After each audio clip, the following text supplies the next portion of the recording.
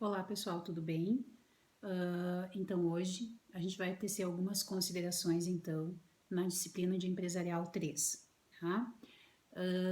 Nós encerramos as nossas aulas presenciais com a temática da recuperação judicial e aí foram encaminhados materiais para vocês em relação à falência, tá? Então hoje eu vou fazer algumas considerações em relação ao Instituto da Falência, né? Mencionar alguns dispositivos legais, né? Já foi encaminhado o material à legislação, mas de toda sorte eu acho que é importante a gente conversar um pouquinho, né, sobre direito empresarial, que é uma matéria também que para alguns acadêmicos é um pouquinho distante, tá? Então a gente vai tecer alguns comentários então sobre o Instituto da Falência, tá? A gente inicia então mencionando que a legislação específica então da falência é a mesma legislação da recuperação judicial, na qual nós já trabalhamos em sala de aula, tá? É a Lei 11.101 de 2005. Então a gente trata da falência a partir de hoje e em complemento com o material que foi encaminhado para vocês então, tá? Qual é o cenário, então, que a gente tem da falência propriamente dita? Nós temos o cenário, nós temos os credores, certo? E nós temos os devedores, tá? O credor é aquele que objetiva a satisfação do crédito, ou seja, ele tem valores para receber, né? Enquanto o devedor deveria cumprir, então, com essa obrigação. Quando a gente fala em falência, então, o credor, ele poderia sim, ajuizar uma ação de execução, ou uma ação de cobrança, ou uma ação monitória e também uma ação de falência. Tá? Via de regra, se ele ajuizar essas três ações anteriores, né, ou a execução, ou a cobrança, ou a monitória, ele vai ser o autor, né, e vai exigir que o devedor cumpra com a obrigação. Nós temos também a possibilidade da falência. O que o autor, então, o credor, ele visa com o ajuizamento dessa ação? Ele visa a satisfação do crédito. Então, ele tem um crédito e ele precisa receber, tá? E o devedor deveria cumprir com essa obrigação pré-estabelecida, não cumpriu, então pode ser ajuizada uma dessas ações. Vamos supor que o credor, que é o autor, ajuizou então uma ação de falência, ok? E aí o juiz entende que sim, tem todos os requisitos, né? O juiz entende que realmente é uma situação de decretar então a falência dessa empresa por conta do estado de insolvência. Então ele está reconhecendo que essa empresa não tem condições de prosseguir, né, com o andamento das atividades e ele vai então reconhecer o estado de insolvência e decretar então a falência. Quando o juiz decreta a falência, as atividades elas são paralisadas, ou seja, vai acontecer o encerramento das atividades e todos os bens então serão arrecadados. Esse é o procedimento normal. Bom, depois que ocorre, então, estou seguindo com vocês aqui no computador, para a gente ter um roteiro, né? Conseguir seguir juntos de acordo com a legislação. Depois, então, dessa arrecadação, o juiz, ele vai nomear, então, um administrador judicial, né? Na qual, na própria sentença de decretação da falência, ele já vai mencionar aqui e nomear o administrador judicial. Qual é a função, então, do administrador judicial? Ele vai providenciar, então, a relação de todos os bens que estão na posse do falido, tá? Então, ele vai projetar, ele vai realizar, vai fazer essa relação de todos os bens, né, que estão na posse do falido, e aí, depois de arrecadados, então, eles vão ser avaliados, tá? Posteriormente, eles vão ser vendidos e esse dinheiro da venda, ele então será utilizado para o pagamento de todos os credores, tá? De todos os credores do falido e não só daquele que ajuizou a ação de falência. Qual é a diferença então do ajuizamento de uma ação de cobrança, de uma ação de execução, de uma ação monitória e do ajuizamento da ação de falência? Quando o credor ajuiza uma ação de falência, o que acontece?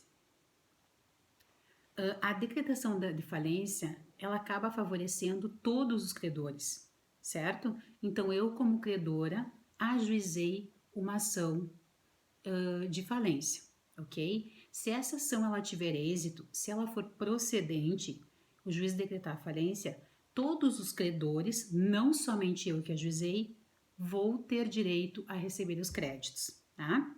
Diferentemente do que acontece quando é ajuizada uma ação monitória, uma ação de cobrança ou uma ação de execução. Então, somente o autor, o credor, que ajuizou essas ações, vai ter direito ao recebimento do crédito, tá? Então, essa é a grande diferença, tá? A grande sacada aqui é o seguinte: se for ajuizada essas 3 ações diferenciadas, o único favorecido aqui é o autor, né? Credor autor, é quem ajuizou a ação. Se for ajuizada, então, uma ação de falência, não somente o credor autor vai receber, mas também todos os credores, né, podem ter o seu crédito satisfeito, tá? Outra observação também, o processo falimentar, ele objetiva então pagar todos os credores de acordo com a ordem de classificação, tá? Só que essa ordem de classificação a gente vai ver no momento posterior. Bom, como é que é a classificação dos credores? A gente tem uma classificação e a gente vai ver no momento posterior, tá? Então, esse pagamento de todos os credores, não somente de quem ajuizou a ação, na verdade ele faz parte da ação de falência. Se eu mencionar as demais ações, só é beneficiado, então, só vai receber o autor credor, né? O credor autor, aquele que ajuizou a demanda. Essa é a grande diferença. O que é importante a gente mencionar também? Esse cenário da falência, ele é um processo de execução coletiva, ou seja, um processo de execução concursal, tá? Eu gosto do conceito do professor Negrão, que ele trata, né, esse Instituto da Falência como um processo de execução coletiva, tá? No qual todo o patrimônio, tá, de um empresário declarado falido, tanto pessoa física quanto pessoa jurídica, ele é arrecadado visando então o pagamento da universalidade de credores. Também ele entende que é um processo judicial complexo que compreende a arrecadação dos bens, certo? A sua administração, a sua conservação, bem como a verificação, então, e o acertamento dos créditos para a posterior liquidação dos bens e rateio entre os credores. E ele também entende que esse conceito compreende também a punição dos atos criminosos, né? Em se tratando, então, dele praticado, então, pelo próprio devedor falido, tá? Esse é um conceito bem amplo, mas ele aborda toda a parte do Instituto da Falência, é um conceito bem completo, tá? O que mais que é importante a gente considerar aqui, então? A gente tem a incidência.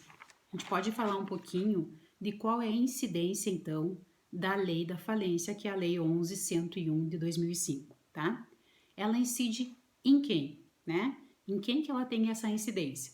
Ela tem incidência, então, no empresário individual, na sociedade empresária e na EIRILI, que é a empresa individual de responsabilidade limitada, tá? Acho também que é importante a gente mencionar o aspecto da legitimidade processual, tá? O que é a legitimidade processual? É que quem tem legitimidade, então, para ajuizar, certo? A ação de falência. A legitimidade ativa, a gente vai verificar o que é, e também a legitimidade passiva. Em se tratando de legitimidade ativa, tá? É quando o credor, ele é o autor, então ele está no polo ativo. Quem são, então, quem faz parte, então, desse rol, né, em relação à legitimidade ativa, quem pode propor essa ação de falência, tá? Nós temos assim, vamos falar a letra A, tá? Vamos mencionar a letra A. Nós temos a autofalência, tá? Elencada lá no artigo 105 da Lei 11.101 de 2005. A autofalência é quando o próprio empresário, certo, confessa o estado de insolvência e ele mesmo pede, tá, a ajuização de falência. Então, a primeira situação, então, aqui, em relação à legitimidade processual, mais especificamente a legitimidade ativa, tá? A primeira situação, então, a letra A, é a autofalência, ok?